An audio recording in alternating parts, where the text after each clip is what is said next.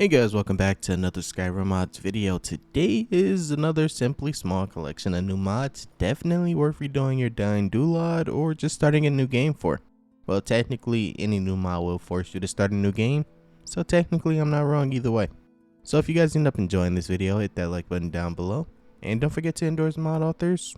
And without further ado, let's dive right in.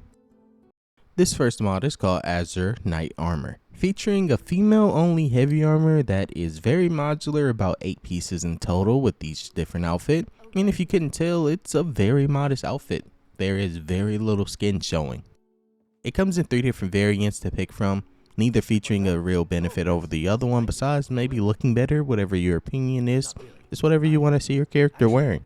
This armor comes with support for 3v8 and UVE if you happen to be using that, but there is a patch for B-Hump already, and it is kind of how I found out about this mod in the first place. But the easiest part about this mod is that it includes body slide already inside of the download, so you don't have to do anything but download the mod itself. Oh, and I was wrong about the armor before. It is broken down to 12 pieces, not exactly 8 like I mentioned before, so this armor can be as modest as you want it to be. And because this armor features some type of heals, you will need a heal fix, otherwise your character's heals will be sinking into the ground.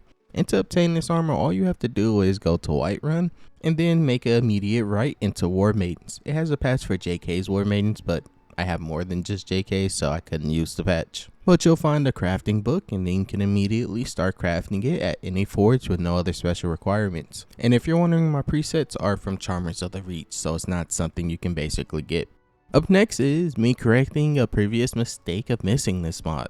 We have the amazing mod called Order of the Aetherius, featuring a new magical guild in Skyrim that is pretty expensive. Nothing major like a city added to your game, but I would definitely say it's one of the bigger guild bases. And this is meant to be a better College of Winterhold, because in this school there is no discrimination or putting down of one magical school over the other. The main hall is the first place you'll want to visit because it contains everything that you'll need, including how to even join the guild in the first place, crafting stations just in case you get bored, weapon racks, and a few bookshelves just to store all those extra books you may be needing to store. But this is also where you'll meet the main members like Nyx, or even Frissa, who specializes in frost magic for destruction.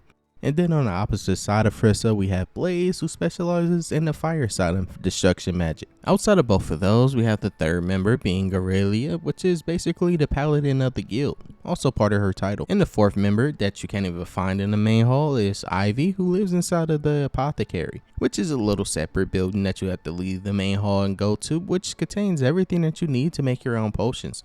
But it also exists inside of the main hall, so you don't have to keep coming here, just in case you want to buy a potion though. This mod also contains a way to train your magical skill tree slowly over time, at the expense of time moving as you do. But it only works if you aren't using something like static skill leveling, which I was in this video.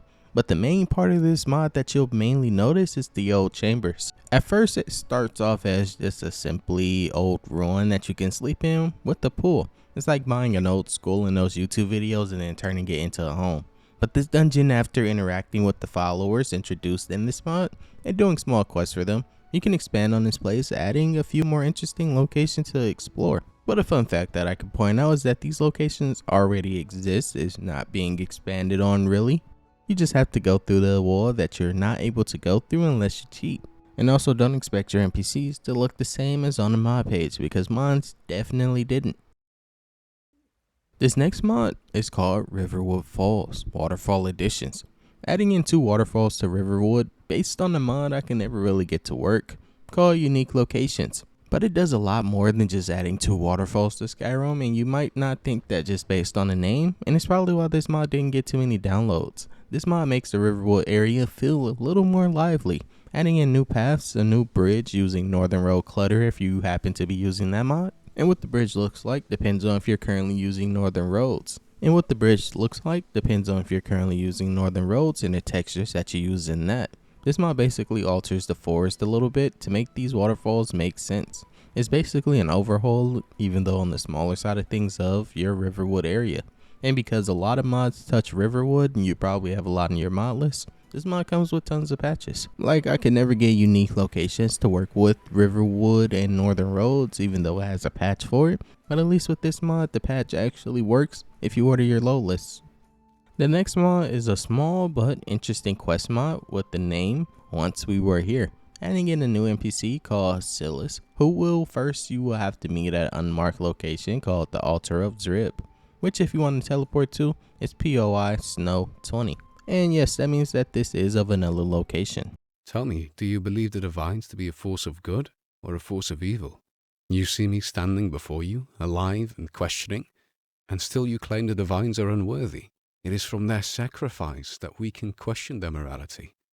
Proof enough that they are deserving of our praise. This mod will take you through Skyrim, just a few different locations you don't have to worry about traveling 24/7, to explore and learn the history of how the Nords got to this snowy landscape and why they left their original land, which used to be teeming with life and full of lush landscape, and came to this snowy, barren island, and what happened to the original inhabitants, which were called the Snow Elves, who all changed drastically. With this new quest mod, you'll learn the dark history of Skyrim, all from the voice actor called D.D. Roman, which I did mention before, and you'll probably have fun doing so, because this mod has no quest markers, so you'll have to listen to find the next objective and to continue the quest line. But to be fair, to my credit, I did showcase all the locations that you have to go to. I just didn't name them just so it's a little harder on you, but I'm sure you'll have fun with this quest mod. Warrens who had come to settle the city. Despite the blood spilt on these grounds, the Nords seek to reclaim what was lost.